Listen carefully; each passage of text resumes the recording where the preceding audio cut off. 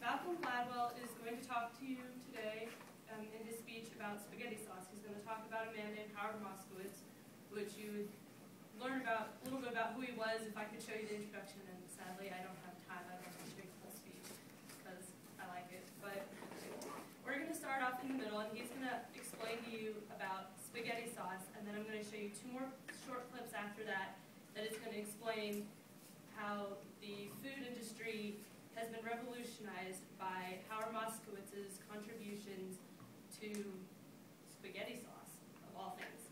So I'll start playing that now. And that was Campbell's Soup. This was even more important. In fact, Campbell's Soup is where Howard made his reputation. Campbell's made Prego, and Prego in the early 80s was struggling next to Ragu, which was the dominant spaghetti sauce of the 70s and 80s. Now, in the industry, I don't know whether you care about this or how much time I have to go into this, but it was, technically speaking, this is an aside, Prego is a better tomato sauce than Ragu. The quality of the tomato paste is much better, the spice mix is far superior, it adheres to the pasta in a much more pleasing way. In fact, they would do the famous bowl test back in the 70s with Ragu and Prego. You'd have a plate of spaghetti and you would pour it on, right? And the Ragu would all go to the bottom and the Prego would sit on top. That's called adherence. And anyway, despite the fact that they were far superior in adherence and the quality of their tomato paste, Prego was struggling. So they came to Howard and they said, fix us. And Howard looked at their product line and he said, what you have is a dead potatoes society, a dead tomatoes society. So he said, this is what I want to do. And he got together with the Campbell's Soup Kitchen and he made 45 varieties of spaghetti sauce. And he varied them according to every conceivable way that you can vary tomato sauce. By sweetness, by level of garlic, by tartness, by sourness, by tomatoiness, by visible solids, my favorite term in this spaghetti sauce business. Every conceivable way you can vary spaghetti sauce, he varied spaghetti sauce. And then he took this whole raft of 45 spaghetti sauces and he went on the road. He went to New York, he went to Chicago, he went to Jacksonville, he went to Los Angeles. And he brought in people by the truckload into big halls. And he sat them down for 2 hours and he gave them over the course of that 2 hours 10 bowls. 10 small bowls of pasta with a different spaghetti sauce on each one. And after they ate each bowl, they had to rate from 0 to 100 how good they thought the spaghetti sauce was. At the end of that process, after doing it for months and months, he had a mountain of data about how the American people feel about spaghetti sauce. And then he analyzed the data. Now, did he look for the most popular brand variety of spaghetti sauce? No. Howard doesn't believe that there is such a thing. Instead, he looked at the data and he said, let's see if we can group all these different data points into clusters. Let's see if they congregate around certain ideas. And sure enough, if you sit down and you analyze all this data on spaghetti sauce, you realize that all Americans fall into one of three groups. There are people who like their spaghetti sauce plain, there are people who like their spaghetti sauce spicy, and there are people who like it extra chunky. And of those three facts, the third one was the most significant, because at the time, in the early 1980s, if you went to a supermarket, you would not find extra chunky spaghetti sauce. And Prego turned to Howard and they said, are you telling me that 1/3 of Americans crave extra chunky spaghetti sauce, and yet no one is servicing their needs? And he said yes. And Prego then went back and completely reformulated their spaghetti sauce and came out with a line of extra chunky that immediately and completely took over the spaghetti sauce business in this country. And over the next 10 years, they made $600 million off their cheese, light, Robusto. That's the end of the first clip. He went on to say that they made a lot of money off of their new line of extra chunky tomato sauce, and it surpassed the competitor Ragu's sales by a lot. So then in this next clip, he's going to explain to you why extra this chunk is important. That's Howard's doing. That is Howard's gift to the American people. Now, why is that important? It is, in fact, enormously important. I'll explain to you why. Because what Howard did is he fundamentally changed the way the food industry thinks about making you happy. Assumption number one in the food industry used to be that the way to find out what people want to eat what will make people happy, is to ask them. And for years and years and years and years, Raghu and Prego would have focus groups. And they would sit all you people down and they would say, what do you want in a spaghetti sauce? Tell us what you want in spaghetti sauce. And for all those years, 20, 30 years, through all those focus group sessions, no one ever said they wanted extra chunky. Even though at least a third of them, deep in their hearts, actually did. People don't know what they want, right? As Howard loves to say, the mind knows not what the tongue wants. It's a mystery. A critically important step in understanding our own desires and tastes is to realize that we cannot always explain what we want deep down. If I asked all of you, for example, in this room, okay, but he's going to go on to provide another example, which we'll kind of come back to later. He starts talking about coffee. But we're going to come back to that in a minute. So I'm going to break for some questions. So first of all, what are your first impressions? What do you think right off the bat? Go ahead. I like my spaghetti sauce chunky. Okay. I didn't think that that was a big deal. Yeah. I think it was interesting how what he said, like if you just listen to it without everyone laughing behind him, it's really not all that funny. But then you look at his face and you're like, oh, he's joking. You know, it's just very kind of subtle. Yeah, I noticed that, like, between, like, I saw him chuckling, and then I didn't really see anybody else laughing, and I guess I've just watched this video so many times that, one, I really wanted spaghetti after I watched it 1,000 times, and two, I noticed that, like, when the people laughed, like, it was a couple second delay, like, oh, and then they decided that they would laugh. Any other? He used a lot of nonverbal expression with his hands. He was doing a lot. It was almost like he was conducting a symphony with his hands. But it was like all really accurate to what he was saying, and it, for whatever reason, to me, made a lot of sense. Like everything he did with his hands looked like it lined up, just like specifically with his words. So it wasn't distracting at all. It was just like, huh, this is really interesting. And his amount of data really got me interested too. It's not like details. So it's just like a ton of data. Good storytelling. Just that he's like so knowledgeable about his spaghetti that you're like kind of waiting for like the punchline, like it's all gonna come together. So like makes you like, keep listening. You know, like I mean, I can give two craps about spaghetti. Like you're just like listening, waiting for it. So it keeps you engaged. You know, Jordan, on what you said over here, he used a lot of data, but he didn't use a lot of numbers. He didn't use a lot of statistics. He used a lot of data. You know, and that's something that you all can do in a world of numbers. Right. Yeah. Really interesting. Really Yeah. interesting.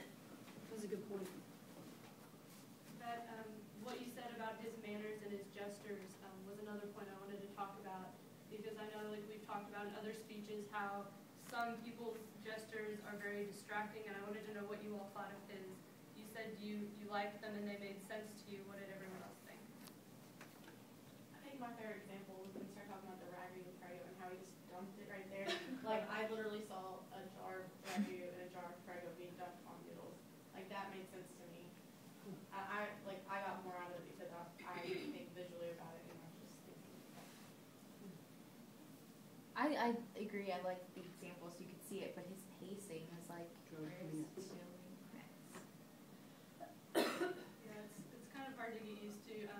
One of the things I noticed as I was watching it was that he would speed up, but then when he wants to make a point, which I think you'll kind of pick up on at the end, when he makes his final point, he actually slows down and starts doing things like, and this is a very critical point, and he'll even tell you that this is a critical point, so you are immediately keyed in, and you know he's gone from, you know, the whatever humor is found in the stories that he's telling to, all right, this is what I want to leave you with, and here's how I'm tying in all that data about pasta sauce and coffee and everything else to what I have to say. I have a question before you go on. How many of you know Malcolm Gladwell or know who he is? Anybody? No? Yeah, he wrote The Outliers. What was the other one he wrote? He wrote Blink. Blink. And yeah, his first one. Yeah, so he's a very prolific business writer and everything. And part, like you were saying, his hair. I can think, you know, if he cut his hair, would people would he have the same credibility? Because he's looked like that the whole time. You know? Richard Simmons. Yeah. But he bounces. Anyway, I just think it'd be interesting. You know, it's his credibility in his hair. How you said where he hasn't really come to his point yet, but you can tell it's starting. So you can start to understand his point when he said that the mouth doesn't know what it wants. Like if people said, "Would you rather have chunky tomato sauce?" Well, they probably wouldn't say they wanted it, but once they had it in their mouth, they liked it. It's like when you tell people, "Where do you want to go to eat?" I don't know. But either when you get there, you're like, "Oh, I really like this," or "No, it was really on my buds today." But I've never heard that phrase before. you can start to see where he's making his point for like what makes you happy or whatever. I love it. That's a new catchphrase. Okay, go ahead, Laura. So to jump off what you said, I'm going to take you to his conclusion about at least as clearly as I could define it being his conclusion. And we're going to have an example about coffee, and then he's going to wrap it all up and tell you the main point, Howard Moskowitz's main contribution to understanding what makes you happy in the food industry. So you give me a second to find it. And his books are really awesome to read. Evolution. Only if it comes with a hair curl, right? Happen in the world. And for that, we owe him a great vote of thanks. I'll give you one last illustration of variability.